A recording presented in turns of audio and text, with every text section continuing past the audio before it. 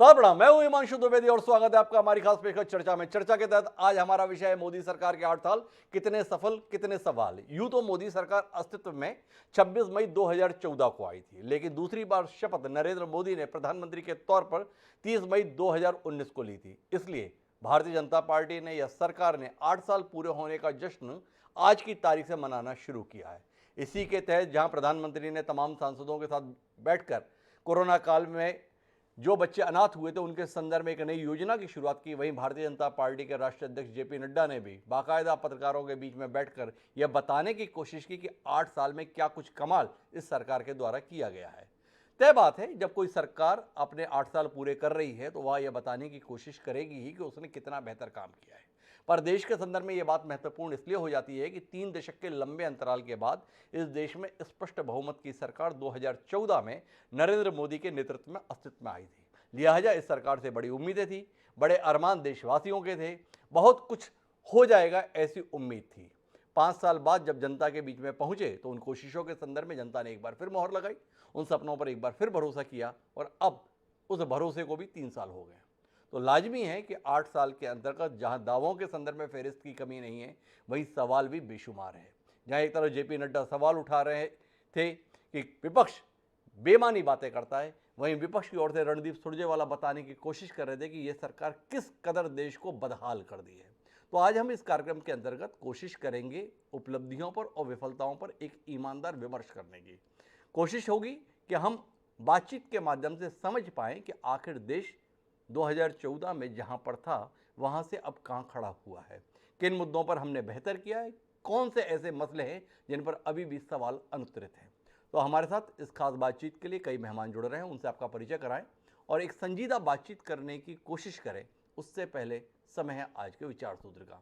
हमारा विचार सूत्र ये कहता है कि ना चाहू न च भविस्थिति ना चेत रहे विज्जति एकांतम निंदितो पोसो एकांतवा पसिंस्ते, अर्थात पूर्णतया निंदित या पूर्णतया प्रशंसित पुरुष न था, न होगा, न आजकल है। धम्म पद में ये बात भूत भविष्य वर्तमान के संदर्भ में कही गई थी। तो नरेंद्र मोदी जी के संदर्भ में भी 2 पक्ष हमें देखने को मिलते हैं। एक पक्ष जो निंदा के संदर्भ में पूरी तरीके से प्रयत्नशील रहता है, जो उनके विरोधी हैं वो ये बताने की कोशिश करते हैं कि इससे ज़्यादा गलत व्यक्ति तो कोई हो ही नहीं सकता है। वहीं जो उनके समर्थक है, खासतौर पर उनकी पार्टी से जुड़े हुए हैं, वो बताने की कोशिश करते हैं कि आज़ाद भारत में अगर कोई नेता हुआ है तो वह नरेंद्र मोदी के रूप में ही देश को मिला है, इससे पहले तो कोई नेता था ही नहीं। दोनों तरफ अतिरेक है, तो उस अतिरेक के बीच में संतुलन बनाने की कोशिश करते हुए हमारे साथ इस चर्चा का हिस्सा बनने के लिए जो मेहमान जुड़ रहे हैं उनमें एक बड़ा प्रबुद्ध नाम है, वो रघु ठाकुर जी का है। पुराने समाजवादी चिंतक हैं, उनकी ईमानदारी के संदर्भ में, उनके ज्ञान के संदर्भ में, उनकी विद्वता के संदर्भ में किसी को संदेह नहीं रहता। हमारे साथ गुरदीप सप्पल जी हैं, भारतीय राष्ट्रीय कांग्रेस के प्रवक्ता हैं, लेकिन एक ईमानदार बात तथ्यों के साथ कहने के लिए देश में अलग पहचान रखते हैं।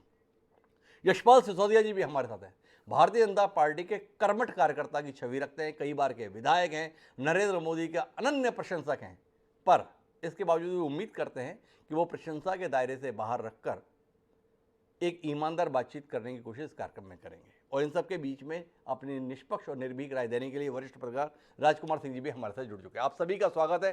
चर्चा की शुरुआत करें उससे पहले उन दोनों दावों को एक बार देख लिया जाए, जो एक तरफ जेपी नड्डा जी कर रहे हैं, जो भारतीय जनता पार्टी के राष्ट्रीय अध्यक्ष हैं, दूसरी तरफ रणदीप सुरजेवाला हैं, जो कांग्रेस का मुखर चेहरा हैं, राष्ट्रीय महामंत्री हैं। एक बार उनकी बात सुन लेते हैं और फिर अपनी चर्चा की शुरुआत यशपाल सिसोदिया जी से करते हैं।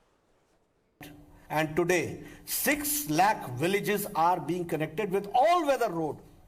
ये है प्रधानमंत्री ग्रामीण सड़क योजना का रूप, जिसको हमको समझना चाहिए। चाइना के साथ लगे हुए बॉर्डर एरिया में 6,763 किलोमीटर की रोड बनी है, 15,000 मीटर्स की ब्रिजेस बने हैं जो उसको आगे बढ़ा रहे हैं। 100 सैटेलाइट्स एक साथ लॉन्च किए गए। सुकन्या योजना से लेकर के मातृशक्ति की बात करते हुए, ये आप इसको समझिए कि किस तरीके से मैटरनिटी इशू को, महिला के इशू को प्रधानमंत्री जी ने एड्रेस किया है। बहुत हुई महंगाई की मार, अब की बार मोदी सरकार। बहुत हुआ किसानों पर अत्याचार, युवा बेरोजगार, पेट्रोल डीजल की मार, रुपये पर डॉलर का वार, अब की बार मोदी सरकार। आज 8 साल के बाद सभी नारों की, वादों की, जुमलों की समीक्षा करें तो मोदी सरकार की प्रत्येक नाकामी उनके द्वारा दिए गए वादों, नारों और जुमलों के अंदर आपको देशवासियों साफ दिखाई पड़ेगी। एक गाना भी सुना दिया, पर यह नहीं बताया कि किसके अच्छे दिन। आज 8 साल के बाद तस्वीर साफ है कि मोदी जी आए तो साथ में महंगे दिन रोजगार बिन लेकर आए। तो कुल मिलाकर एक तरफ जेपी नड्डा जी थे जो बता रहे थे कि देखिए क्या कुछ कमाल हुआ है, दूसरी तरफ रणदीप सुरजेवाला थे। उन्होंने कुल मिलाकर 2014 के चुनाव प्रचार अभियान में भारतीय जनता पार्टी ने जो नारे दिए थे, जिनसे एक वातावरण बना था, उनका जिक्र भर किया और उनके जिक्र से ही एहसास कराने की कोशिश की कि किसी भी पैरामीटर पर देख लीजिए विफलता सामने है। यशपाल सिसोदिया जी, आपकी प्रतिक्रिया पहली। ये जो 8 वर्ष का सफर है जी। माननीय प्रधानमंत्री नरेंद्र मोदी जी का, इसमें से डॉक्टर साहब मैं बताना चाहूंगा कि 6 वर्ष विकास के हैं, जनता की सेवा के हैं, और 2 वर्ष जो पिछले निकले हैं कोरोना की विभीषिका के, वो संघर्ष और चुनौतियों के थे। जी। इसलिए विशुद्ध रूप से जिस प्रकार से जो सरकार चलती है, सरकार को चलना चाहिए, उसमें 6 वर्ष में काउंट करूंगा 8 वर्ष में से, जी। क्योंकि 2 वर्ष तो उन परिस्थितियों में निकले हैं डॉक्टर साहब, आपने हमने सबने देखा, पूरा विश्व जिस परिस्थिति से जूझ रहा था, जी। स्तब्ध रह गया था पूरा देश, जनता थम गई थी, चक्के रुक गए थे, और उन विपरीत परिस्थितियों में भी अगर मोदी जी के नेतृत्व से पूरे विश्व के क्षितिज पर अगर हमने कोरोना की विभीषिका से फतेह पाई है, तो उसके पीछे मोदी जी का विजन था डॉक्टर साहब। जी। देखिए 477 477 दिनों में 190 करोड़ से अधिक वैक्सीन की डोज लगवाने का सफलतम काम मोदी जी के कुशल नेतृत्व के कारण से हुआ है। और अगर 20 करोड़ मेक इन इंडिया टीके 100 देशों को निर्यात करने का काम किया है, तो डॉक्टर साहब कितनी बड़ी चुनौती हमारे सामने थी। एक तरफ विभीषिका थी और दूसरी तरफ हम टीका अभियान में जिस प्रकार से लग रहे थे।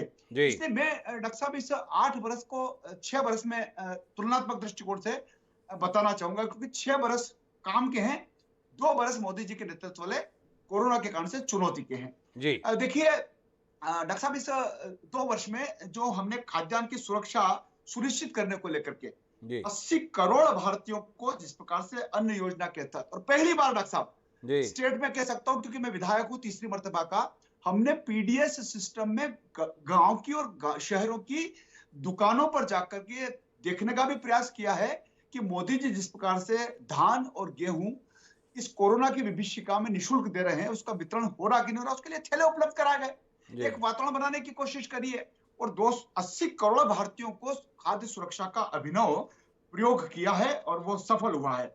विश्व की सबसे बड़ी वित्तीय समावेश योजना में लाभार्थियों के बैंकों के खातों में डॉक्टर साहब 22 लाख करोड़ से अधिक का प्रत्यक्ष लाभ हस्तांतरण हुआ है। किसान क्रेडिट कार्ड डॉक्टर साहब, जहां जिस प्रकार से अटल बिहारी वाजपेयी जी ने किया था, उस प्रकार से माननीय प्रधानमंत्री नरेंद्र मोदी जी ने जो किसानों के लिए जो राहत दी है, विशेष करके 6,000 रुपए की राशि किसान सम्मान की, और उसी को आगे बढ़ाते हुए मध्य प्रदेश में माननीय मुख्यमंत्री जी ने मुख्यमंत्री किसान सम्मान निधि को डॉक्टर साहब 4,000 से जोड़ा है। इस प्रकार से 10,000 रुपए की राशि सीधे किसानों के खातों में किसान सम्मान निधि को लेकर के माननीय प्रधानमंत्री जी के नेतृत्व में गई है। देखिए, मैं सौभाग्य योजना की बात करूंगा तो 100% घरेलू विद्युतीकरण हुआ है।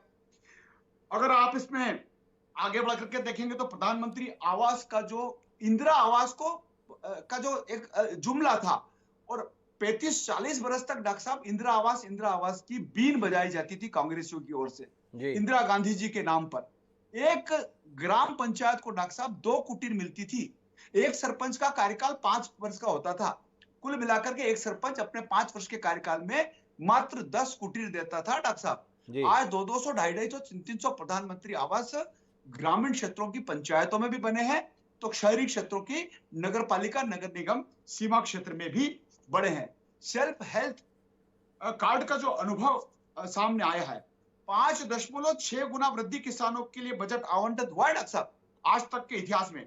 1,24,00,000। यशपाल जी, मैं थोड़ा कार्यक्रम को नीरस नहीं होने देना चाहता। इस प्रकार के आंकड़े कभी भी पढ़े जा सकते हैं।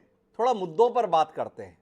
जिन मुद्दों पर आपने देश में उम्मीद जगाई थी, उनमें से एक बड़ा मुद्दा था, इस देश में गरीबी तो रहे ही नहीं, अगर इस देश के कुछ पूंजीपतियों ने जो विदेश में अपनी संपत्ति जमा कर दी है वो संपत्ति भारत में वापस लाई जाना चाहिए। मौका दीजिए, 100 दिन के अंदर विदेश से काला धन भारत लेकर आएंगे। 8 साल हो गए, तकरीबन 2700 दिन से ऊपर हो गया, 3000 दिन भी हो सकते हैं। 100 दिन मांगे थे विदेश से काला धन लाने के संदर्भ में। देश जानना चाहता है यशपाल सिसोदिया जैसे संजीदा भारतीय जनता पार्टी के प्रतिनिधि से कि उस मोर्चे पर सफलता कहां तक मिली। बताया गया नोटबंदी के अंतर्गत पूरा देश लाइन में लग गया था यशपाल जी।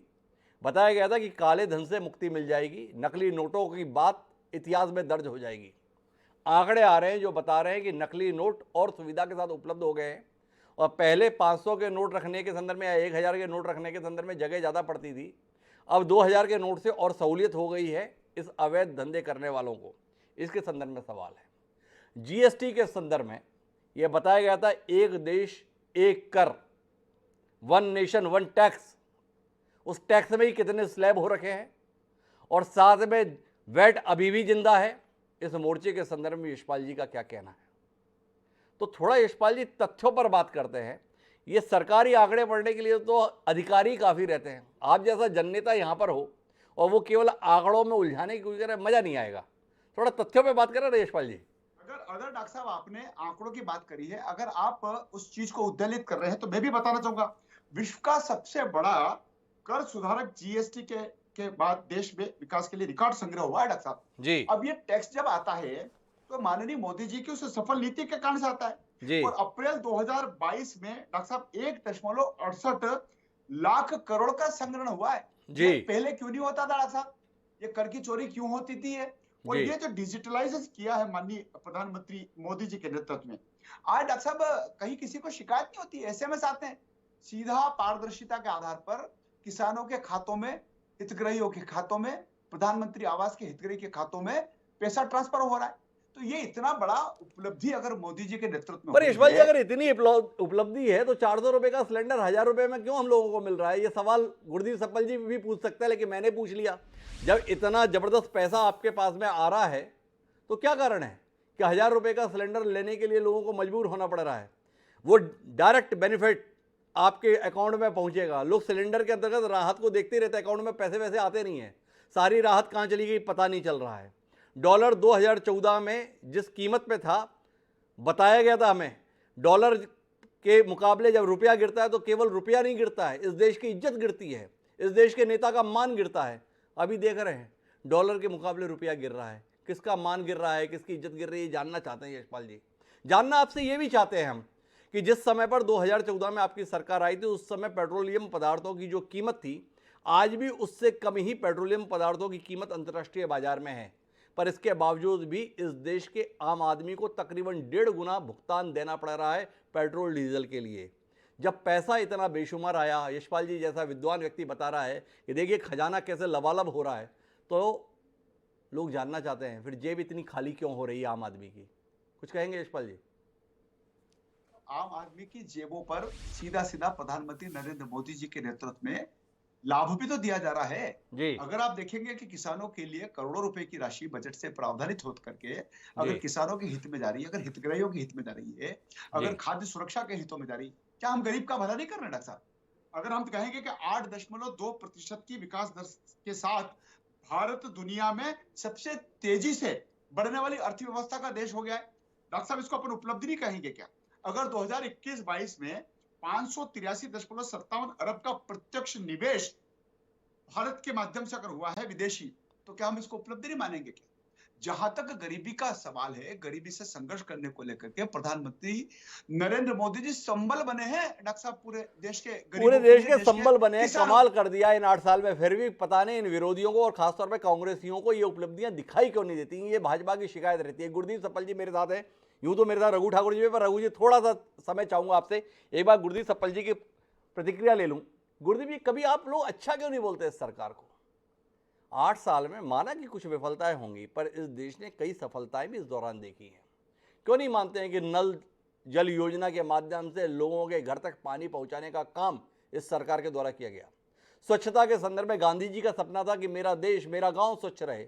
उसके संदर्भ में नरेंद्र मोदी जी के द्वारा गांधी जयंती पर 2014 से जो पहल की गई, उसका प्रभाव क्या देश में दिखाई नहीं देता है? इसकी सराहना करने में आपका कलेजा क्यों फटता है? ये सवाल है। क्या आपको गैस सिलेंडर उपलब्ध कराने के संदर्भ में जो योजना उज्ज्वला के रूप में चलाई गई, उसके माध्यम से महिलाओं की जिंदगी में बदलाव आया, उसको लेकर आपकी शिकायत क्यों है? जानने में यह भी दिलचस्पी है कि किसानों के संदर्भ में पहली बार उनको एक सम्मान राशि के तौर पर राहत पहुंचाई जा रही है। इसकी सराहना करने में आप पीछे क्यों हटते हैं? तो ऐसे बहुतेरे सवाल हैं, चाहे पाकिस्तान पर सर्जिकल स्ट्राइक का मुद्दा हो, चाहे जीएसटी जो आपसे नहीं लागू हो सका वो सरकार ने सफलतापूर्वक लागू करके दिखा दिया, इसका विषय हो। हर मसले पर इतने नाराज, इतने तल्ख, इतने गुस्सैल आपकी पार्टी के नेता क्यों रहते हैं? आपकी बात नहीं कर रहा, आपकी पार्टी के नेता हो गए, क्यों?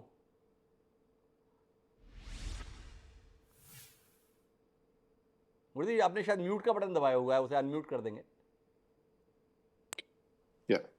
जी हिमांशु जी, अब सरकार है भारत की, तो ऐसा तो है नहीं कि कुछ नहीं करेगी, कुछ काम तो करेगी भी जी। और वो जो काम करेगी उसकी चर्चा पूरे ढोल गाजे बाजे के साथ तो मोदी जी से लेकर उनके तमाम मंत्री और विधायक और प्रवक्ता करते ही रहते हैं, कार्यकर्ता भी करते रहते हैं। तो वो तो उनको शोभा देता है, हम उनको मुबारक देते हैं। हम विपक्ष में हैं जी। संविधान के अनुसार जनता ने हमें विपक्ष का काम दिया है और हमारा ये ड्यूटी है कि हम सरकार से सवाल पूछें। और इसलिए पूछें क्योंकि 8 साल के अंदर कुल जमा, अगर मुझे एक लाइन में बात कहनी है, तो आम आदमी का जो सुख और चैन होता था वो छिन चुका है। आप देखिए, इस वक्त लोगों से आप बात कीजिए, या तो वो बेरोजगारी से दुखी हैं, महंगाई से दुखी हैं, या वो नफरत की आग में जल रहे हैं। और जो नफरत की आग में जल रहे हैं वो इनका सपोर्ट बेस भी बन रहे हैं। ऐसा नहीं है कि जितने लोग दुखी हैं वो इनके खिलाफ ही जा रहे हैं। तो ये जो देश की जनता को इन्होंने बांट दिया है और एकदम निर्ही बना दिया है कि आज बेरोजगारी के नाम पे जो हो रहा है वो किसी से छुपा हुआ नहीं है। 45 साल से में इतनी बेरोजगारी नहीं हुई थी, हम उसकी बात क्यों नहीं करेंगे? हम उस महंगाई की बात क्यों नहीं करेंगे जो जनता अब महसूस कर रही है? और इसके पहले कि अगर कोई ये बोले कि मनमोहन सिंह जी की यूपीए सरकार थी कांग्रेस के नेतृत्व वाली, उसमें भी महंगाई बहुत थी, तो महंगाई तो तब भी होती थी। लेकिन मनमोहन सिंह जी के 10 साल के अंदर हिमांशु जी जो पर कैपिटा इनकम है वो 150% बढ़ी थी। हर व्यक्ति की आय में जबरदस्त इजाफा हुआ था। मोदी जी को 8 साल हो गए हैं और कुल मिलाकर 20% इनकम बढ़ी है पर कैपिटा। और वो 20% भी इसलिए बढ़ी है क्योंकि हमारा मोमेंटम 14-15 में इनको जो मिला 25% वो हो गई थी। नोटबंदी के बाद से एक्चुअल में 4% इनकम गिर गई है। तो 16 से 22 तक इस देश के हर व्यक्ति की आय गिरी है। ये इस सरकार की अगर उपलब्धि मानते हैं, अब ठीक है कि आप राशन दे रहे हैं, ठीक है कि आप बेनिफिशियरीज को काम कर रहे हैं, लेकिन सरकार का काम देश में रोजगार देना, सरकार का काम अर्थव्यवस्था को आगे बढ़ाना, सरकार का काम आम जनता को संबल देना कि आप आत्मनिर्भर बनिए। आत्मनिर्भर का नारा मोदी जी देते हैं लेकिन उस नारे पे चलते नहीं है। अभी बहुत सारी बातें बोली यशपाल जी ने, बहुत सारी बातें बोली, जैसे जीएसटी हमारे रिकॉर्ड हो रहा है जी। मैं इनको बता दूं क्यों हो रहा है रिकॉर्ड। इसलिए हो रहा है, एक वजह की चीज महंगी हो रही है। जो चीज 100 की थी अब 150 की मिल रही है, तो जीएसटी तो 50% उस पर ज्यादा मिलेगा ना सरकार को टैक्स। दूसरा, एक तरफा ट्रेड, अब 612 बिलियन का अधिक इंपोर्ट हुआ है और इंपोर्ट पे आईजीएसटी लगता है। तो जो आत्मनिर्भरता के उल्टा चल रहा है देश, उसकी वजह से जीएसटी बढ़ रहा है। और तीसरा, जो पेट्रोल रेट के अंतरराष्ट्रीय पेट्रोल डीजल के बड़े हैं, पेट्रोलियम के, क्रूड ऑयल के, वो डॉलर में खरीदते हैं, उस पर ज्यादा जीएसटी मिल रहा है। तो जीएसटी प्रोडक्शन की वजह से नहीं बढ़ रहा है सर, जीएसटी इसलिए बढ़ रहा है कि महंगाई बढ़ रही है, आपका रुपया वीक हो रहा है और आपका आयात बढ़ रहा है। आप निर्यात नहीं कर रहे हैं। चीन को आपने 27 बिलियन डॉलर का निर्यात किया था और मंगाया कितना? 103 बिलियन, 4 गुना 5 गुना ज्यादा। आप कहां पे खड़े हैं? आप देश को आपने वहां ला दिया है जहां आने वाले कुछ सालों तक अब रोशनी नजर नहीं आ रही है। ठीक है, आप इसको डायरेक्ट कैश बेनिफिट की तरह से लोगों को अपने पक्ष में रख सकते हैं। ये ठीक है कि आप मस्जिद मंदिर करके, आप मुसलमानों को बोल के भड़का के वोट हासिल कर सकते हैं। पर सच्चाई जो है वो अपनी जगह है कि सरकार के चलते ना रोजगार का चयन है, ना घर चल पा रहा है, और इस सरकार के चलते कमा कौन रहा है? 142 परिवारों को 30 लाख करोड़ मिल गया था लास्ट ईयर कोविड के दौरान। जिस कोविड की बात कर रहे थे ना कि 2 साल आप निकाल दीजिए, हम निकालेंगे नहीं यशपाल जी, क्योंकि उस 2 साल में जनता को कुछ नहीं मिला, लेकिन 142 परिवारों को 30 लाख करोड़ मिल गया। देश के 3 औद्योगिक घराने रोज 1000 करोड़ कमा रहे हैं आज रोज।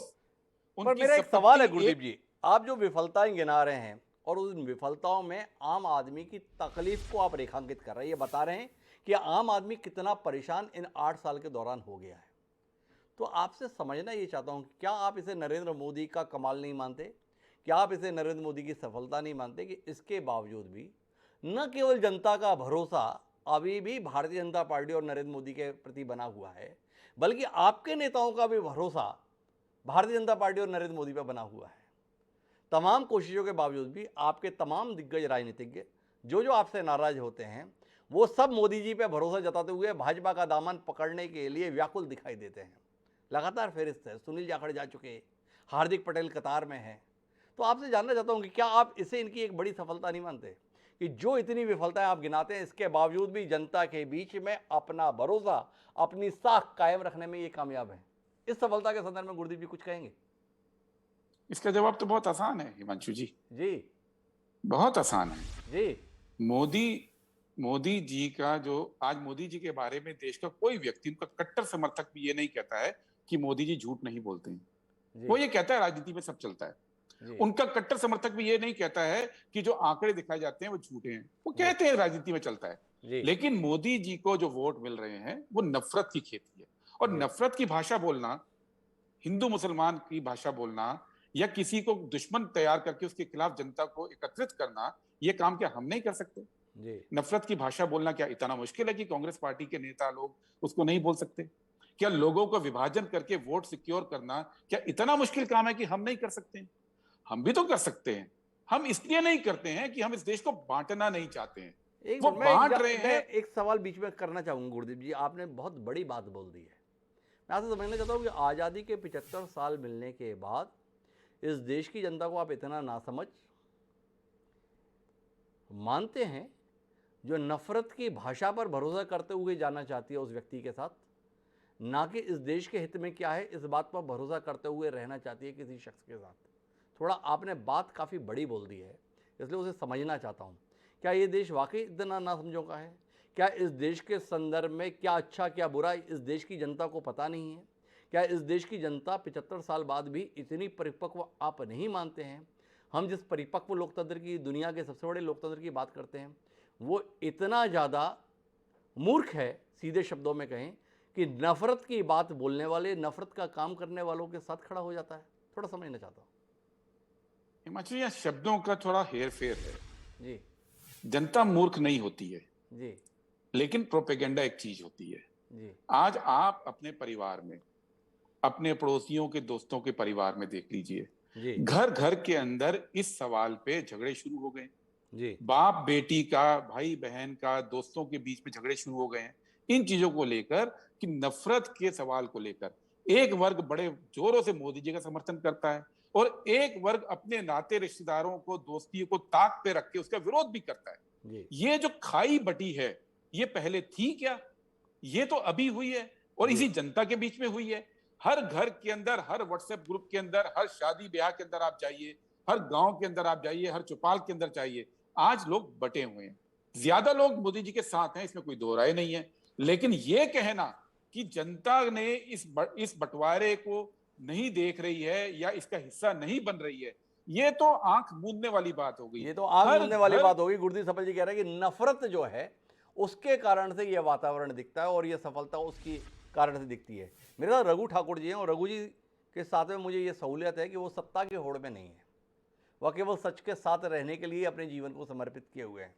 उनसे समझना चाहता हूँ, वैचारिक रूप से विरोध अपनी जगह रघु जी, और देश के आज के हालात अपनी जगह, क्या वाकई देश इतनी खराब हालत में है जैसा गुरदीप जी बताने की कोशिश करते हैं, या देश उतना सुनहरा है, इतना सब कुछ अच्छा अच्छा है जैसा यशपाल जी बताते हैं, या इसके बीच में कुछ और आप देख पाते हैं जो बाकी लोग देख तो सकते हैं पर अपनी राजनीतिक प्रतिबद्धताओं के चलते देखना नहीं चाहते? मैं ऐसा महसूस करता हूँ कि यशपाल जी ने जो कहा है जी वो उनकी लाचारी है और सतपाल जी ने जो कहा है वो उनकी लाचारी है। जी दरअसल इन दोनों के कथन खुद ही लाचारियों से के बोझ से दबे हुए हैं। जी मैं नहीं कहता हूं कि मोदी जी ने कुछ काम नहीं किया है।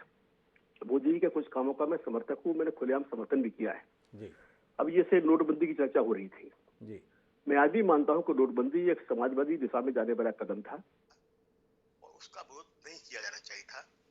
अगर उससे किसी को परेशानी होती तो वो काले धन वालों को होती, बड़े लोग को होती। ये बात मैं मानता हूं कि नोटबंदी की प्रक्रिया जिस प्रकार से हुई वो प्रक्रिया ठीक नहीं थी। दरअसल मोदी जी के साथ दिक्कत ये है कि वो अच्छा भी काम अगर करते हैं तो वो उसको ढंग से करते हैं कि वो केवल अपने ऊपर ही सारा से लेके जाना चाहते हैं।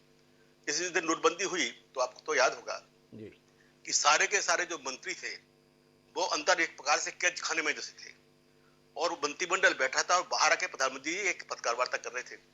अगर उस पर भी सलाह मशवरा किया गया होता तो हो सकता है इससे और बेहतर परिणाम कर सकते थे, पर ये काम ठीक था।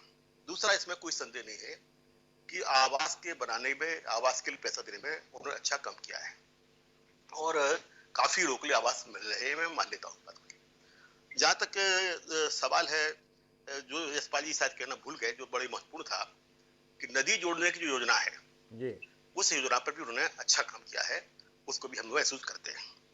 आयुष्मान योजना भी एक अच्छी योजना है, हालांकि उसमें भी कमियां हैं, उनकी चर्चा मैं भी करूंगा कि क्या कमियां हैं, पर एक अच्छी योजना है।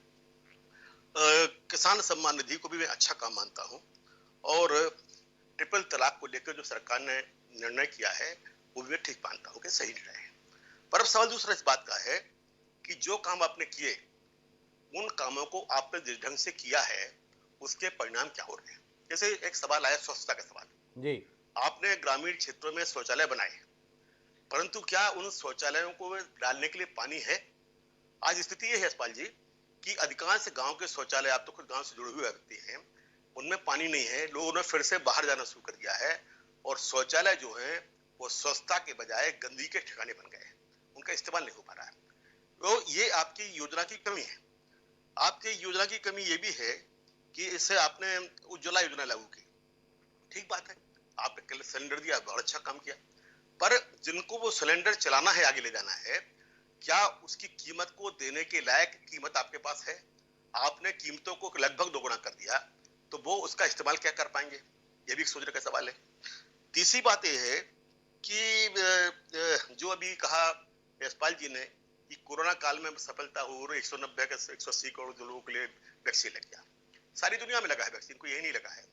सवाल ही नहीं है। मैं तो ये पूछना चाहता हूँ कि यशपाल जी या हमारे प्रधानमंत्री मोदी जी ये बताएं कि इन्होंने इसकी घोषणा 19 या 20 मार्च 2021 को क्यों की, जबकि ये सूचना जो विश्व स्वास्थ्य संगठन है उसकी ओर से, अंतरराष्ट्रीय संस्थाओं की ओर से नवंबर और दिसंबर 2020 में आ चुकी थी।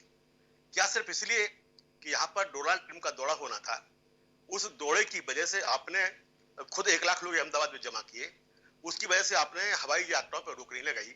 देखिए, ये जो बीमारी है कोरोना की, ये बीमारी भारतीय बीमारी नहीं है, ये विदेश से आई हुई बीमारी है। और जब विदेश से आई हुई बीमारी है तो इस बीमारी को आने की सूचना मिलने के बाद आप ट्रंप से कह सकते हैं कि भाई ट्रंप जी रुक जाइए, हम आपका स्वागत बाद में कर लेंगे, कभी देश को महामारी से बचाएंगे, परंतु ये कभी रही। दूसरी बात कि जो वैक्सीन लगी है मैंने मान लिया, पर वैक्सीन लगने में भी विलंब हुआ है और मैं इसलिए कहता हूं कि भारत सरकार ने एक नीतिगत गलती की थी। उन्होंने वैक्सीन बनाने वाली कंपनियों से जो समझौता किया, उसमें समझौता किया कि 50% आप देश को देंगे, सस्ते दरों पर देंगे, 50% आप देश को निर्यात कर देंगे। और जब वो विदेश को निर्यात करने लगे, फिर आपके जब कमी हुई, लंबी लाइनें लग गई, समय दिया और समय पर पहुंच नहीं पाई, तब फिर आपने उनको दबाना शुरू किया कि नहीं नहीं आप वैक्सीन को हमको दीजिए।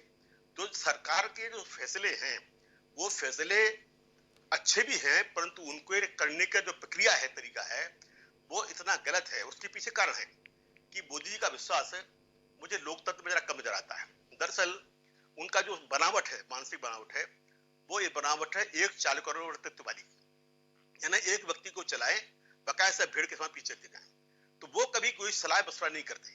अगर इन बातों पर उन्होंने कोई सलाह मशवरा किया होता तो शायद ये भिन्न होती।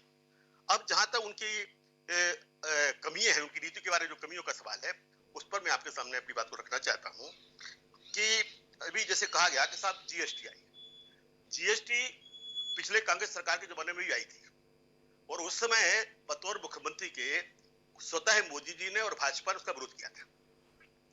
तो ये जो जीएसटी है, इस जीएसटी को आपने तब विरोध क्यों किया था? दूसरा जो जुड़ा हुआ सवाल है कि आप कह रहे हैं कि इससे इतना टैक्स हुआ। हम आपसे पूछना चाहते हैं कि 18% जो कॉर्पोरेट टैक्स था, इसको आपने भी 5% कम कर दिया। अरे भाई, अगर 5% टैक्स और आप लगाते तो जो आज आपका रेवेन्यू 1.5 लाख करोड़ आप बता रहे हैं, ये बढ़कर 3 लाख करोड़ का होता, तो हिंदुस्तान को और पैसा मिलता। इसको आपने कम क्यों किया? फिर इस सवाल ये पूछना लगा कि आपने बेस्टा बजट की चर्चा की, क्या हिंदुस्तान के नई संसद की आवश्यकता थी? क्या 25,000 करोड़ रुपया बेस्टा बजट पे खर्च करना उपयोगी है? देखिए, ये देश गांधी का देश जाना जाता है। भारत सरकार ने जब स्वच्छता का अभियान शुरू किया तो गांधी की फोटो ले खाली चश्मा लगाया। चलिए, इतने को हम धन्यवाद देते कि चश्मा तो लगा लिया, वरना वो भी नहीं लगाते। बेस्टा प्रोजेक्ट है, आज बेस्टा प्रोजेक्ट के ऊपर कुल मिलाकर के आज 20 से 25,000 करोड़ रुपए खर्च होना है। क्या हो रहा है इसमें? आप साहब नया राष्ट्रपति भवन बनाएंगे, आप नई संसद बनाएंगे, आप नए सांसदों के लिए मकान बनाएंगे। आखिर इसकी क्या आवश्यकता है? आज देश के लिए जो आवश्यकता है वो सबसे प्रथम आवश्यकता है कि आप हिंदुस्तान में बेरोजगारी को दूर करने के लिए, महंगाई को कम करने के लिए, लोगों को काम देने के लिए कुछ करें। बेरोजगारी का सवाल कोई मामूली सवाल नहीं है। बेरोजगारी की स्थिति इतनी भयंकर हो रही है कि अगर एक चपरासी का पद निकलता है तो हजारों लोग उसको दरखास्त लगाते हैं कि हमको चपरासी बनना है। यहाँ भोपाल के रेलवे स्टेशन पर मैं उतरा, मैंने देखा कि बच्चियां ऊपर एक वर्दी पहने पर लिखा है चाय वाला और चाय बेच रही थी। हमने उनसे पूछा एक बच्ची से कि तुम्हारी शिक्षा कहाँ तक है? अब आप देखिए कि बीटेक पास लड़की आज चाय बेचने को लाचार है, एमए पास लड़का, इंजीनियरिंग पास लड़का आज चपरासी बन के दरखास्त देने को तैयार है। और भारत सरकार क्या कर रही है? भारत सरकार, मोदी जी की सरकार हर क्षेत्र का निजीकरण करने की तैयारी है और निजीकरण कर रही है। रेल में आप देखिए कि 3 लाख पद सालों से करे पड़े, बंद पड़े हैं, उनको लिए भर्ती नहीं किया गया। अभी आपने हाल में 83,000 पद सरेंडर कर दिए, इसके कुछ देर पहले आपने 71,000 पद सरेंडर किए थे। तो एक तरफ तो बेरोजगारी इतनी पहुंची हुई है कि उसकी संख्या, अगर आप पढ़े लिखे हो गैर पढ़े लिखे बेरोजगारी की संख्या को जोड़ेंगे तो 20-22 करोड़ से ऊपर वो संख्या पहुंच रही है। परंतु उनको रोजगार देने के लिए आपके पास योजना क्या है? हमने मान लिया कि भाई छोटे मोटे होटल लगाना, या जैसे हमारे अमित शाह जी कहते हैं कि साहब के आलू गोना बेचना ये भी व्यापार है, भी काम है, मान लेता हूं मैं। पर क्या 22 करोड़ लोग केवल आलू गोना बेच सकते हैं? इनके लिए आपको जो छोटी मशीन पर जाना चाहिए, इनको लोग आपको जो ग्रामीण अर्थव्यवस्था के में परिवर्तन करना चाहिए, इसके लिए जो आपके बड़े बड़े जो उद्यम है उनको कम करके आपको छोटे उद्योग पे जाना चाहिए। ये काम इस सरकार ने नहीं किया है। मेरा एक सवाल है रघु जी, आपने काफी विस्तार से बताया, लेकिन मैं एक मर्म की बात पर आपसे टिप्पणी चाहता हूं, फिर राजकुमार सिंह जी के पास चलूंगा। आपको नरेंद्र मोदी की नीयत में खोट दिखता है या नीति में खोट दिखता है? नियत में खोट दिखता है, नीति अधूरी है। नीति के बारे में क्योंकि वो दीर्घकालिक विचार नहीं करते हैं और जो उनके मन में आ जाता है वो उसके लिए ही देश की नीति बनाने का काम करते हैं। तो नीयत में खोट, आपने बोला उनकी नीयत में खोट है, क्या खोट है? उनकी नीयत में खोट है कि वो उद्योगपतियों को, बड़े बड़े जो कारपोरेट उनके लिए फायदा पहुंचाना चाहते हैं, उनको फायदा पहुंचाने के जो काम करते हैं उनके ऊपर जनता की सेवा का नाम दे देते हैं। ये उनकी नीयत की खोट है। तो ये रघु ठाकुर जी का कहना है कि वो तो उद्योगपतियों के लिए काम करते हैं। पर मेरा आपके पास में राजकुमार सिंह जी जाने के पीछे मंशा ये है कि रघु ठाकुर जी जैसा संजीदा आदमी ऐसा महसूस करता है कि नरेंद्र मोदी की नीति तो अधूरी और नीयत में खोट है। अब मेरा आपसे सवाल ये है कि अगर उनकी नीति अधूरी है, नीयत में खोट है, तो भी जनता का वोट उन्हीं के हिस्से में क्यों आता है? क्या आपको वाकई लगता है कि इस आदमी के ऊपर भरोसा करके देश गलती कर रहा है, या आप मानते हैं कुछ लोग हैं जो नरेंद्र मोदी की सोच और उनके कार्य के तरीके को बर्दाश्त नहीं कर पा रहे हैं, इसलिए विफलता के स्वर में बोलते हैं, लेकिन उनके काम के दायरे में आम आदमी है, गरीब आदमी है और उसके जीवन को बदलने के लिए ये व्यक्ति और ये सरकार प्रयत्नशील है, जैसा इस सरकार का दावा है। राजकुमार सिंह जी का इतना अनुभव जो पत्रकारिता के क्षेत्र में है, क्या महसूस करता है? हिमांशु जी, रघु ठाकुर जी वरिष्ठ समाजवादी चिंतक हैं और व्यक्तिगत संबंधों के चलते भी और वैसे भी मैं उनको बहुत सम्मान करता हूँ जी। लेकिन विनम्रता के साथ मैं कहना चाहता हूँ कि 2019 का लोकसभा चुनाव हो जी या उसके ठीक पहले और उसके बाद हुए विधानसभा चुनाव, जी अगर हम लोकतंत्र में बिना किंतु परंतु के विश्वास करते हैं, आस्था रखते हैं, तो ये मानना पड़ेगा कि इस देश के आम आदमी को नरेंद्र मोदी की नीयत पर अभी कोई शक नहीं है। जी और 8 साल जिसमें सवाल भी गुरदीप सप्पल जी ने बहुत उठाए, यशपाल जी ने उपलब्धियों की भी चर्चा की, नड्डा साहब ने भी उपलब्धियां गिनाई, रणदीप सुरजेवाला सवाल उठा रहे थे। इसके बीच अगर बीजेपी के पास, जिसमें 2 साल का कोरोना काल भी है, जी इसको यशपाल जी माइनस कर देना चाहते हैं क्योंकि उसके उठे सवालों का जवाब नहीं है, इसके बाद भी अगर बीजेपी देश की राजनीति में सबसे बड़ा दल है, विश्व की बात हम छोड़ भी दें, जी लोगों की पहली पसंद है, उत्तर में, पश्चिम में, पूर्व में, दक्षिण में, तो उसकी सबसे बड़ी वजह मैं व्यक्तिगत रूप से मानता हूं कि आज भी लोगों को लगता है कि नरेंद्र मोदी की नीयत तो ठीक है, जी जो नीति बनती है उनमें कोई व्यवहारिक कमी हो सकती है। जी और जैसा रघु भाई ने कहा, कई अच्छे फैसले गलत क्रियान्वयन की वजह से जनता को भी भारी पड़े जी और जिसका जितना लाभ सरकार को मिलना चाहिए था वो नहीं मिला। जी अब मैं दूसरी बात पे आता हूं, मैंने शायद एक बार आपसे बात चर्चा में कहा भी था जी कि जब हम किसी भी लोकतांत्रिक व्यवस्था में किसी भी सरकार की कामकाज की समीक्षा करें, चर्चा करें, जी तो हमें 2 अलग अलग पहलुओं पर करनी चाहिए, जी क्योंकि लोकतंत्र में सरकार का नेतृत्व राजनीतिक दल करता है, उसका नेतृत्व करता है, तो हमें ये गलतफहमी नहीं होनी चाहिए कि वो अपने राजनीतिक एजेंडा को किनारे रख के सिर्फ और सिर्फ सुशासन, सेवा, उसके लिए काम करें। राजनीतिक एजेंडे पर भारतीय जनता पार्टी की सरकार ने, नरेंद्र मोदी की सरकार ने बहुत आक्रामक तरीके से काम किया है और मेरा ऐसा मानना है कि लगातार चुनावी कसौटी को अगर हम माने, मेरा मानना है कि लोकतंत्र में जनता जनार्दन होती है, उसका फैसला अंतिम है। हम आप उसे पसंद करें, किंतु परंतु करें, सवाल उठाएं, तो उस काम को जनता ने पसंद किया। गुरदीप सप्पल जी ने भी कहा कि नफरत की राजनीति करके लोगों को बांट के, मुझे लगता है कि देश के सबसे पुराने राजनीतिक दल के एक जिम्मेदार प्रवक्ता से हम इस टिप्पणी की उम्मीद नहीं करते कि नफरत की राजनीति करके बांट के भारतीय जनता पार्टी लगातार आगे बढ़ी है। इसका मतलब ये मान लें कि देश के बहुसंख्यक मतदाता या मतदाताओं का मेजॉरिटी बंटवारे की राजनीति में यकीन करती है। दूसरी बात, लोकतंत्र के प्रति निष्ठा और अभिव्यक्ति की स्वतंत्रता पर सवाल कई बार उठते हैं। हम क्यों भूल जाते हैं, रघु भाई तो बैठे हैं, भुक्तभोगी हैं, 1975 में जब आपातकाल लगा था, देश के जनतंत्र पर, अभिव्यक्ति की स्वतंत्रता पर, संविधान पर, लोकतंत्र पर सबसे गहरा और घातक आक्रमण था, वो प्रहार था। रघु भाई यहाँ बैठे हैं, पुष्टि कर सकते हैं, 2 साल जेल में रहे थे, आइसोलेशन में अकेले सेल में रखा गया था, ऐसे बहुत लोग थे। क्यों? वो देश हित में था क्या? दूसरी बात, भ्रष्टाचार। मैं यहाँ किसी दल विशेष की बात नहीं कर रहा हूं, मैं व्यवस्था की बात कर रहा हूं जो पिछले 74-75 सालों में हमने देखी है। आप कल्पना कर सकते हैं कि विश्व के सबसे बड़े लोकतंत्र की निर्वाचित प्रधानमंत्री भ्रष्टाचार को यह कहकर जायज ठहराएं कि विश्वव्यापी फिनोमिना है। परिवारवाद, लोकतंत्र में आस्था रखने वाला कोई भी व्यक्ति परिवारवाद को कैसे जायज ठहरा सकता है?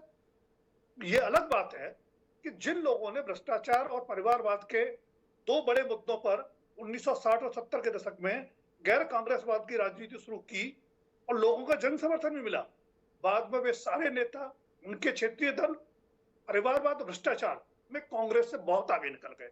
मेरा सिर्फ कहना यह है कि जो गुरदीप सप्पल जी ने सवाल खड़े किए, विफलताएं गिनाई, और यशपाल जी ने जो उपलब्धियों के पुल बांधे, जैसा रघु भाई ने कहा, सच्चाई उन दोनों के बीच में है।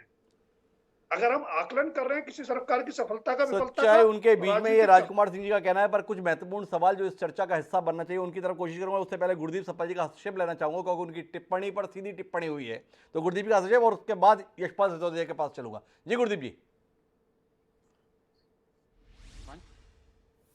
जी चर्चा तो बीजेपी के 8 साल पर है, पर हमसे भी सवाल पूछ लिए। जी तो पहले तो एक लाइन में खारिज कर दूं जी कि शायद हम ही हैं, हमारी ही पार्टी है जिसने इमरजेंसी जैसी गलती पर माफी भी देश से मांगी, उसको हम गलत मानते हैं। और अगर दोबारा कभी ऐसी स्थिति आएगी तो सबसे पहले हम ही खिलाफ खड़े होंगे।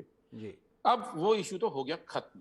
जी सवाल जनता के चुनाव के पीछे छुपकर जी अगर हम इस बात से आंख मूंदते हैं कि आज इस देश में नफरत की खाई नहीं खोदी जा रही है और सीधे सीधे बीजेपी के द्वारा नहीं खोदी जा रही है, तो शायद इससे बड़ी गलत बयानी नहीं होगी।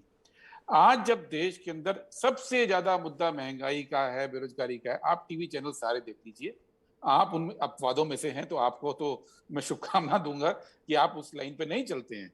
जी लेकिन आज हालत क्या है उस पर हम बात नहीं करेंगे और हम केवल मंदिर मस्जिद की बात करेंगे।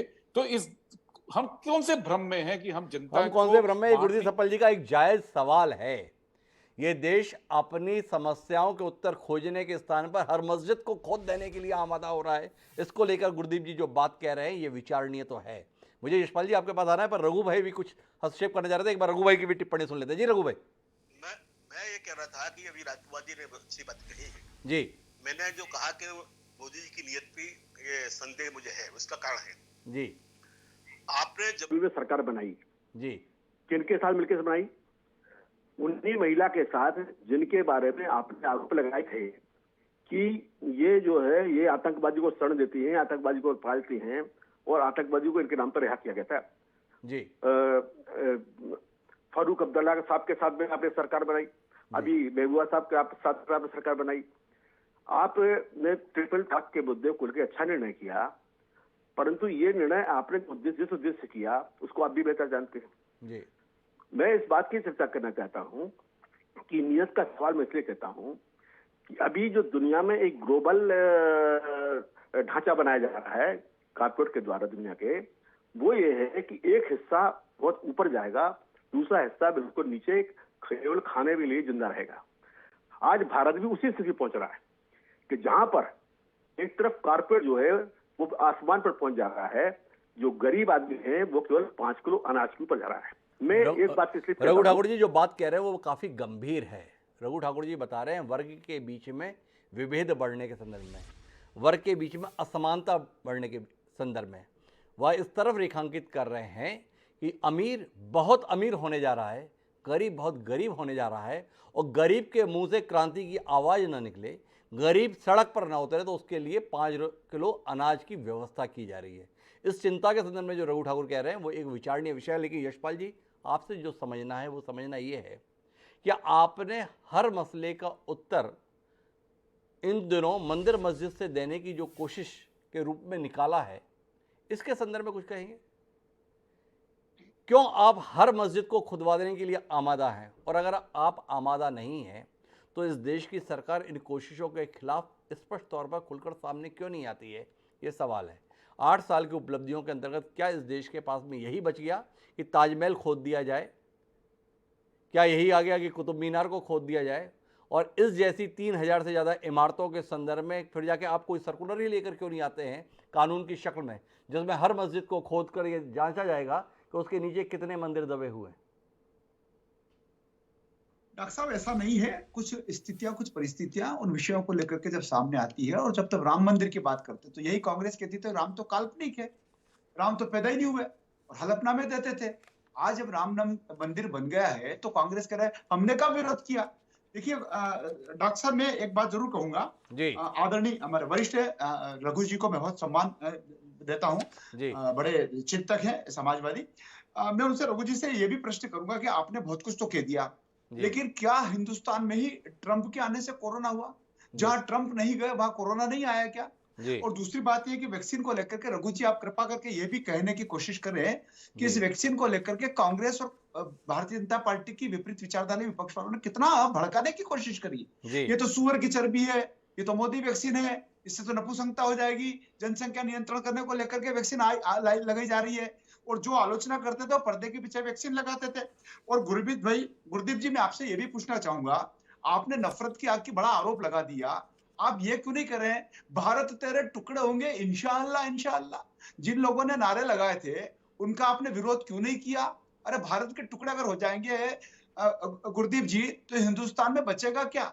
सर्जिकल स्ट्राइक को लेकर के आपके दल के लोग, बड़े बड़े प्रवक्ता और बड़े बड़े नेता सबूत मांगने की ओर आगे बढ़ रहे थे कि सर्जिकल स्ट्राइक के सबूत दीजिए। जब देश पर आन पड़ती है गुरदीप भाई, तो आपकी हमारी सबकी विचारधारा एक होना चाहिए। भारतीय जनता पार्टी ने कभी नफरत के आधार पर राजनीति नहीं की गुरदीप भाई। और जी। हमने तो कभी गरीबी हटाने का नारा तो आपकी इंदिरा जी ने दिया था 1970-71 के दशक में, और उसके बाद तो आपके कई प्रधानमंत्री आ गए। इंदिरा जी स्वयं रही उसके बाद में 10-10 वर्ष तक, आपने गरीबी नहीं हटाई। आपने बेरोजगारी हटाने का बड़ा बड़ा नारा और बड़े बड़े वादे किए थे। देश में 56 वर्ष में तो गरीबी हटी नहीं। मोदी जी के 8 साल में जो कुछ उपलब्धियां हैं वो आपके और आपके दल को नजर नहीं आ रही है। 4-5 प्रमुख जो कमियां है वो आप जरूर गिनाते हैं। और आपके राहुल बाबा विदेश में जाकर के भारत की तुलना श्रीलंका और पाकिस्तान से भी बदतर स्थिति हो गई है। अब राहुल गांधी जी को हिंदुस्तान में तो कोई सुनता नहीं डॉक्टर साहब, ये जी। विदेश में जाकर के ढोल पीट रहे हैं। और विदेश में जाकर के ढोल पीट रहे हैं तो ये समझ रहे थे कि जिस प्रकार से मोदी मोदी लगते नारे, उसी प्रकार से राहुल राहुल नारे लग जाएंगे। एक ने भी नहीं सुनी डॉक्टर साहब, एक ने भी। भारत की स्थिति इतनी बदतर नहीं है गुरदीप जी कि आप कह रहे हैं कि श्रीलंका और पाकिस्तान से भी बदतर भारत हो गया। अरे जी। भारत ने जो ऊंचाइयां प्राप्त की है, अगर यूक्रेन में उस विभीषिका में, उस आक्रमण में अगर भारत का झंडा लेकर के गुरबीदोई को निकलने की कोशिश करता तो उसको जाने दिया जाता। कई पाकिस्तानियों ने भारत का झंडा हाथ में ले लिया और कहा कि हम तो हिंदुस्तान के हैं, भारत के झंडे ने इनको बेड़ा पार कर दिया। आपको समझना होगा। आपको इतना कुछ समझना होगा, लेकिन यशपाल जी थोड़ा समझाइए तो सही ना। भारत इतना मजबूत हो गया पर 2 साल से चीन हमारी सीमा पर आकर बैठा हुआ है, उसका समाधान कहाँ हुआ? इन 8 साल की उपलब्धियों के बीच में इस चुनौती के संदर्भ में भी कोई टिप्पणी आपके मुंह से निकलेगी? क्या आपके मुंह से निकलेगा कि बड़े पैमाने पर बेरोजगारी, अगर इतना ही सब कुछ अच्छा हो गया है तो बेरोजगारी के आंकड़े इतने भयावह क्यों हो रहे हैं? क्या आपके मुंह से निकलेगा हंगर इंडेक्स 2014 में 51वें नंबर पर थे हम, आज 101वें नंबर पर पहुंच गए। अगर हमारा राशन और बाकी व्यवस्था इतनी अच्छी है तो ये आंकड़ा क्यों आ रहा है? ये तमाम सवाल हैं जो आपकी उपलब्धियों के दावों के बीच में हैं। इनके उत्तर देने की कोई कोशिश यशपाल जी आप करेंगे, या कुल मिलाकर देश को इस बात पर ही धन्य होने के लिए विवश कर देंगे कि हम सबका सौभाग्य है कि हमें ऐसा नेतृत्व मिला है? जो बात आप राहुल गांधी के संदर्भ में विदेश के मुद्दे पर कह रहे हैं, वैसे एक भाषण विदेश में दिया गया था जिसमें बताया गया था 2014 से पहले हम सब लोग ये पूछते थे कौन सा पाप किया है जो हिंदुस्तान में पैदा हुए। क्या वो बयान जायज़ था? क्या उस उपलब्धि के संदर्भ में भी यशपाल जी कुछ कहना चाहिए? या डॉक्टर साहब, इतना जरूर कहूंगा कि चीन की यदि हिमाकत अभी कम है तो मोदी जी के कारण से है। अगर पाकिस्तान भी कहीं भय की स्थिति में है तो वो मोदी जी के कारण से। अगर विदेश में भारतीय राजनीति का जो डंका बजा है वो सिर्फ मोदी जी के कारण से है। और अगर आप बेरोजगारी की बात कर रहे हैं डॉक्टर साहब, तो मैं ये भी निवेदन करना चाहूंगा कि जो निवेशक आए हैं और उन निवेशकों को जिस प्रकार से ताकत और संबल भारत की सरकार और भारतीय जनता पार्टी शासित यशपाल जी राज्यों को में दी। जरूरत है इस बात को जानने की कि इन 8 सालों में इस देश से कितनी कंपनियां अपना कारोबार समेटकर पलायन कर गई हैं। निसान यहाँ से जा चुकी है, फोर्ड यहाँ से जा चुकी है, जनरल मोटर्स भी यहाँ से जा चुके हैं। तो ये सारी फहरिस्त को भी आपको देखने की शायद जरूरत होगी, लेकिन उपलब्धियाँ भी हैं पर साथ साथ सवाल भी हैं। मैं गुरदीप सप्पल जी के पास चलता हूँ। गुरदीप सप्पल जी लगातार हस्तक्षेप कर जा रहे हैं, एक बार उनका हस्तक्षेप सुनते हैं फिर उनसे कुछ सवाल करते हैं। जी गुरदीप जी। हिमांशु जी 2-3 बातें उठाई हैं, मैं उनका एक एक करके थोड़ा बहुत संक्षेप में जवाब दूंगा। जी। पर उसके पहले जो सवाल है, देखिए यूपीए की सरकार गई थी क्योंकि हम पे ये आरोप लगाया था 1,76,000 करोड़ का 2G घोटाला और 1,85,000 करोड़ का कोल घोटाला, जो कि काल्पनिक लॉस था, काल्पनिक घाटा था, एक फर्जी घोटाला खड़ा किया गया और उसके लिए हमको बदनाम करके बाहर कर दिया, जो आज पूरे देश को पता है वो घोटाला था ही नहीं। जी। लेकिन जो असल लूट आज हो रही है, असल लूट 11 लाख करोड़ रुपया, हम तो 2.25 लाख पे थे, 11 लाख करोड़ रुपए बैंकों का माफ कर दिया जो लोग बैंक के उसमें गड़बड़ किए हैं। जी। 5,35,000 करोड़ रुपया के फ्रॉड करके लोग इस देश को छोड़कर भाग गए हैं। ये मोदी राज की बात है। जी और 11 लाख करोड़ के एनपीए अब और खड़े हैं। तो जी। जो ये 30 लाख करोड़ लगभग बनता है, ये लोग लूट कर खा गए। आज उसकी बात मीडिया नहीं करेगा तो हम कौन सी दुनिया में जी रहे हैं। दूसरी बात जो इन्होंने बातें कही टुकड़े टुकड़े गैंग। यशपाल जी 8 साल से आप ही सत्ता में हैं। अगर किसी ने टुकड़े टुकड़े बोला होता, आपकी पुलिस, आपकी सरकार, आपकी इंटरनल सिक्योरिटी क्या कर रही है? आज क्यों 8 साल 7 साल के बाद आज आप केवल भाषण देते हैं? क्योंकि वो भी फर्जी आपने जमा किया था। जिन लोगों ने नारे लगाए थे ना जेएनयू के गेट पे, उन लोगों को आज तक आप पकड़ नहीं पाए, बावजूद इसके कि सीसीटीवी के अंदर उनकी फुटेज है। और आपने कन्हैया को बदनाम करने की कोशिश की और गलत की, इसलिए हमने उसको अपनी पार्टी में लिया, क्योंकि आपके फर्जी वाले के खिलाफ हम लड़ेंगे। आपने बात की कि तिरंगा लेके यूक्रेन में निकले, तो आप ये कहना चाहते हैं कि इस तिरंगे की महिमा केवल मोदी जी के आने से बनी है? इस देश में जो 75 साल से हम लोगों ने काम किया, उसने महिमा नहीं तैयार की थी तिरंगे की। हाँ, आरएसएस ने अब मानी है कुछ साल पहले, वो नहीं मानता था तिरंगे को, पूरा देश मानता था। और तिरंगे की महिमा अब से नहीं है, नैम समिट 1952 में हो गया था, पूरी दुनिया पीछे आई थी तिरंगे के। तो महिमा को हमें आप उल्टा पाठ मत पढ़ाइए। आपने बात की वैक्सीन के बारे में, हमने गलत बोला। अरे आप तो थाली बजवा रहे थे, दिए जलवा रहे थे, और राहुल गांधी प्रेस कॉन्फ्रेंस करके, और हिमांशु जी के पास फुटेज होगी आर्काइव में, वो डिमांड कर रहे थे कि वैक्सीन लगवाइए, बिना वैक्सीन के कोरोना नहीं जाएगा। और जब हमने वैक्सीन के लिए आंदोलन किया, आज आप हमें उल्टा ठहरा रहे हैं। आज हमें कह रहे हैं आप थाली बजवा के भगा रहे थे। सच्चाई इस देश को ये भी नहीं भूलनी चाहिए, और लाशें नदियों में बही ये भी नहीं भूलना चाहिए आपको। और आपकी जो बातें करते हैं हमसे, surgical strike, doctor Manmohan Singh ने बाद में मजबूर होकर बोला था 8 सर्जिकल स्ट्राइक यूपीए के टाइम पे भी हुई थी, पर हमने ढिंडोरे नहीं पीटे थे। देश की सुरक्षा करना हमारा काम था। आप ढिंडोरा भी पीटते हैं और आप चीन को बने भी रहने देते हैं।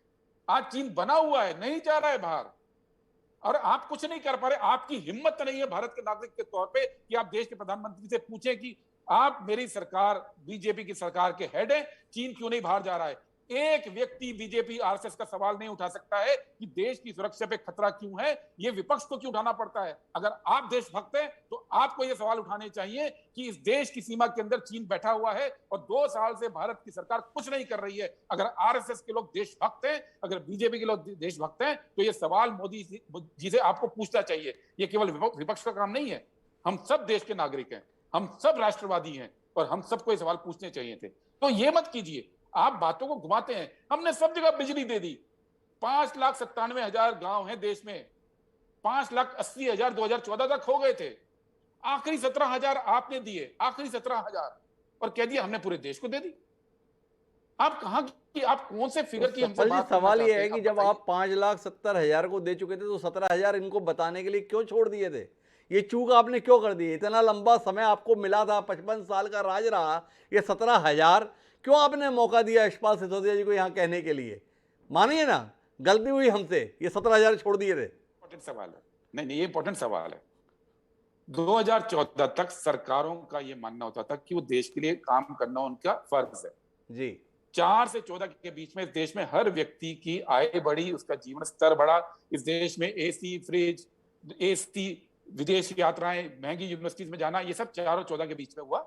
चर्चा कोई भी सरकार इतनी नहीं करती थी, क्योंकि इसको अपना काम माना जाता था जी। आज आपके ऑफिस के अंदर भी ये शो चला रहे हैं, कोई पैनल प्रोड्यूसर है, कोई है, अब आके आपको रोज कहना शुरू करे, देखिए हमने तो काम किया, अपने प्रचार करना शुरू करे, आप ऑफिस चला पाएंगे?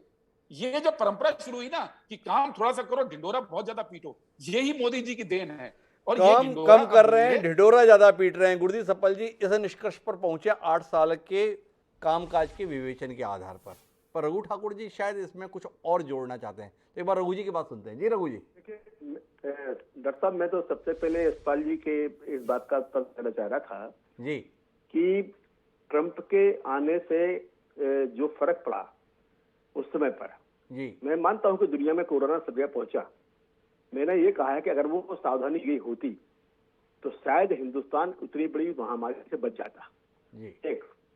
दूसरी बात है कि 2020 के साल और 2021 के साल में हमारे देश में मौतें कम हुई। क्या इसका भी कभी उत्तर मांगा जाएगा कि 2021 के साल में मौतें ज्यादा क्यों हुई, 20 में कम क्यों हुई? इतनी बड़ी संख्या में लोग मरे हैं। पहले सरकार ने कहा कि 1.5 लाख लोग मरे, फिर बाद में सुप्रीम कोर्ट में आपको पता है कहा गया 6 लाख तक लोग मरे, बेसिक संस्थाएं कह रहे हैं 45 लाख को लोग मरे। और बाबा रामदेव जी जो हमारे प्रधानमंत्री के अच्छे मित्र भी हैं, उनका एक बयान मैं आपको बताता हूँ जी। उन्होंने कहा कि ज्यादा लोग नहीं मरे, एक गांव में औसतन 20 से 25 लोग मरे।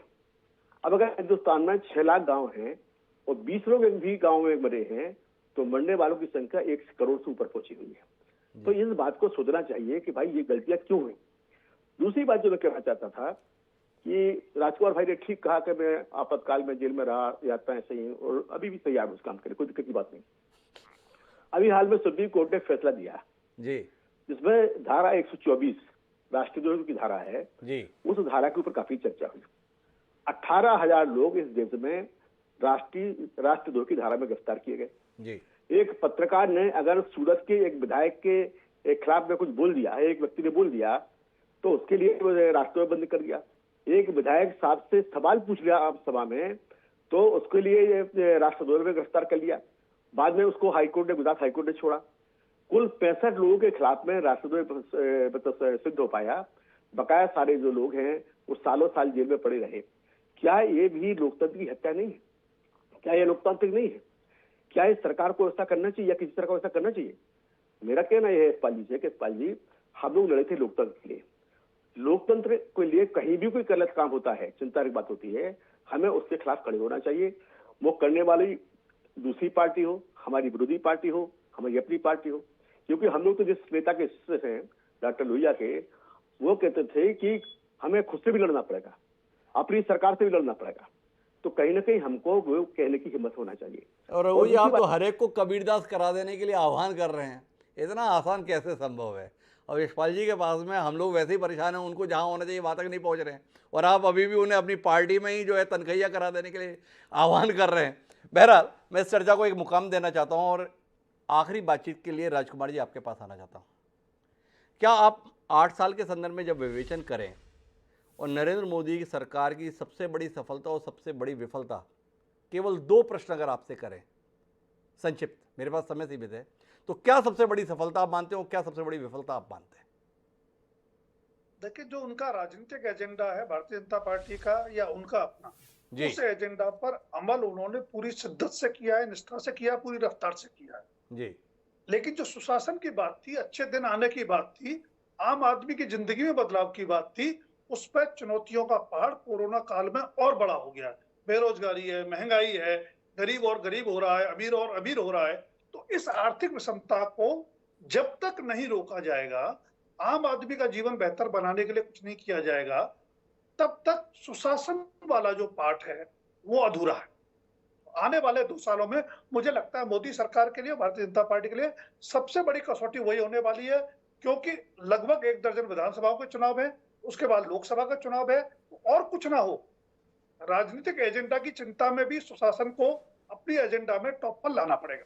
अगर हम इस बातचीत के मर्म में पहुंचे तो कुल मिलाकर सामाजिक एजेंडा होते हुए भी प्राथमिकता में राजनीतिक एजेंडे का रहना इस सरकार की सबसे बड़ी विफलता है। ये सरकार लोगों के लिए काम तो करना चाहती है, लेकिन उससे ऊपर वरीयता अपने राजनीतिक हितों को दे देती है। इसीलिए उपलब्धियां उस स्तर पर नहीं पहुंच रही हैं जिस स्तर पहुंचने की उम्मीद निष्पक्ष भाव से लोग करते हैं। इसमें कोई शक की बात नहीं है कि 8 साल में काम बहुतेरे हुए हैं, लेकिन उसके साथ में जो चुनौतियां उभर कर आई हैं उनके संदर्भ में प्रश्न अनुत्तरित हैं। सबसे बड़ा सवाल अमीरों के बहुत अमीर हो जाने और गरीबों के और गरीब हो जाने के संदर्भ में है। आप उन्हें मरने नहीं देंगे, इसके संदर्भ में संदेह नहीं है, लेकिन आप उन्हें समृद्ध होने के संदर्भ में कोई ठोस कदम उठाएंगे, इस संदर्भ में इंतजार है। जब तक ये इंतजार खत्म नहीं होगा तब तक सरकार की उपलब्धियों के दावे पर एतबार नहीं होगा। क्या सरकार आने वाले समय में इस दिशा में कोई कदम उठाएगी या रघु ठाकुर जी के आरोपों की सच्चाई को ही साबित करने के लिए काम करती रहेगी? इंतजार करेंगे। आप चारों मेहमानों का बहुत बहुत धन्यवाद इस चर्चा का हिस्सा बनने के लिए। समय है अब आज के शेर का। कुल मिलाकर नरेंद्र मोदी प्रधानमंत्री के तौर पर 8 साल पूरे कर लिए, पर इसके बाद भी यह मानने में उनके विरोधियों को भी ऐतराज नहीं होगा कि आज भी वह देश के सबसे लोकप्रिय नेता के तौर पर विद्यमान है। एक शख्स का लगातार शिखर पर बने रहना अपने आप में अचंभा पैदा करता है, और इसी को एक शायर ने कमाल के शब्दों में कहा, और कहा ये कि बुलंदियों पे पहुंचना कोई कमाल नहीं, बुलंदियों पे पहुंचना कोई कमाल नहीं, बुलंदियों पे ठहरना कमाल होता है। अशोक साहिल ने जो ये बात कही थी वो नरेंद्र मोदी पर तो मुफीद है, पर भारत के संदर्भ में शिखर पर पहुंचने के लिए हम अभी भी इंतजार कर रहे हैं। ठहरने की तो बात दूसरी है। आप तो शिखर पर पहुंच गए, ये देश शिखर पर कब पहुंचेगा ये आम नागरिक जानना चाहता है। क्या उसे इसका उत्तर मिलेगा? इंतजार करते हैं। और अब आपसे इजाजत लेते हैं, कल फिर मिलेंगे नए विषय के साथ। सादा प्रणाम।